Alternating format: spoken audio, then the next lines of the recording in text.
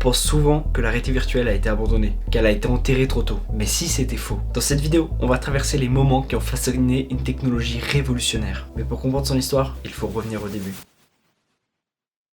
Et si je vous disais que la réalité virtuelle ne datait pas d'hier, mais des années 50? En 1957, le cinéaste Morton Heilig imagine une machine capable d'immerger totalement les sens humains. Il la baptise Sensorama, une expérience en avance sur son temps, qui tente déjà de faire disparaître la frontière entre le réel et le virtuel. Quelques années plus tard, en 1968, une nouvelle étape est franchie. Ivan Sutherland crée le premier casque de réalité virtuelle fonctionnel, surnommé l'épée de Damoclès. Il affiche de simples formes 3D et adapte la perspective au mouvement de la tête. Mais ce casque ne verra jamais le grand public et reste enfermé dans les laboratoires.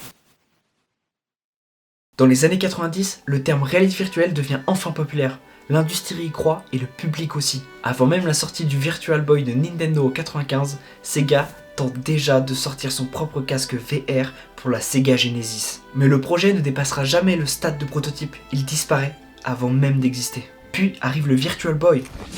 Virtual Boy, see it now. Une console en avance sur son temps, mais incapable de convaincre. Mais très vite, quelque chose ne va pas. Les joueurs parlent de douleurs aux yeux, de fatigue, de maux de tête. L'immersion promise devient un inconfort. Seulement 770 000 ventes ont eu lieu et une bibliothèque limitée à 22 jeux. La technologie promet beaucoup, mais elle n'est pas encore prête. Et puis tout ralentit. Les premières expérimentations ont atteint leurs limites. Les projets deviennent trop coûteux, les expériences trop frustrantes et surtout, le public n'est pas prêt. Les casques provoquent des nausées, les images manquent de précision et l'immersion reste incomplète. Peu à peu, l'intérêt disparaît, les grandes entreprises abandonnent, les investisseurs se retirent, la réalité virtuelle sort du grand public. Ce qui devait incarner le futur devient un échec technologique. Pendant des années, la VR disparaît de la scène, presque oubliée. Presque morte, mais en réalité, quelque chose continue d'évoluer. Pendant des années, la réalité virtuelle semblait appartenir au passé, mais les technologies progressent sans faire de bruit. Les écrans deviennent plus nets, plus rapides, plus immersifs, les capteurs gagnent en précision, et surtout, les coûts commencent à baisser. Puis un jour, tout change. La réalité virtuelle revient, mais cette fois, elle n'est plus un prototype fragile, c'est un produit. En 2012, un projet relance tout l'intérêt pour la VR, un casque moderne, léger, pensé pour le grand public. Ce projet deviendra plus tard l'Oculus Rift. Très vite, les géants de la tech comprennent le potentiel. Pour la première fois, la réalité virtuelle semble réellement prête. En 2014, Facebook rachète Oculus pour plusieurs milliards de dollars. Un signal est envoyé au monde entier. La VR est de retour. Et cette fois, la technologie est prête. De nouveaux casques arrivent sur le marché, plus puissants, plus précis, plus immersif. Le HTC Vive repousse les limites de l'immersion en permettant de se déplacer physiquement dans le monde virtuel. Les consoles suivent avec le PlayStation VR 1 et 2 et la réalité virtuelle entre progressivement dans les salons.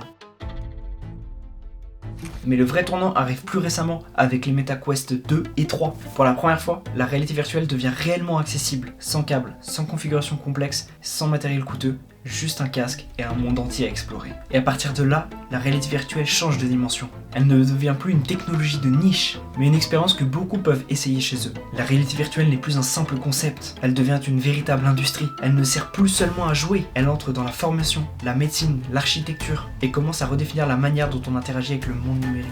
Ce qui était autrefois considéré comme un échec devient une révolution en construction. Mais malgré ce retour, une question reste ouverte. La réalité virtuelle a-t-elle vraiment trouvé sa place dans notre quotidien ?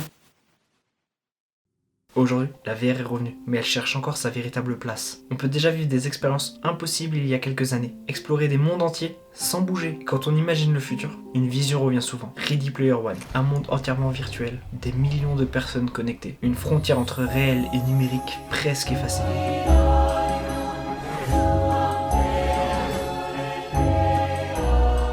Ça, c'est l'Oasis. Un endroit où les seules limites de la réalité, c'est notre imagination.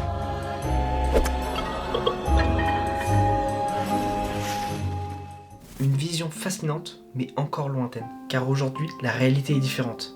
La VR progresse, mais elle n'a pas encore dépassé le monde réel. Meta, qui avait misé sur un univers virtuel total, a revu ses ambitions pour le métaverse. Le futur ne sera peut-être pas celui qu'on pensait. Mais récemment, une nouvelle approche a émergé, l'Apple Vision Pro. Un casque qui ne cherche plus à remplacer la réalité, mais à la mélanger avec le numérique. L'idée change complètement. On ne fuit plus le réel, on l'augmente. Et peut-être que c'est ça le véritable futur de cette technologie. Pas un monde virtuel, mais un équilibre entre le réel et le virtuel. Et si un jour la frontière entre le réel et le numérique disparaissait complètement, peut-être qu'à ce moment-là, on ne parlera plus de réalité virtuelle, mais simplement de réalité. La VR n'a pas encore terminé son histoire, elle est encore en train de l'écrire.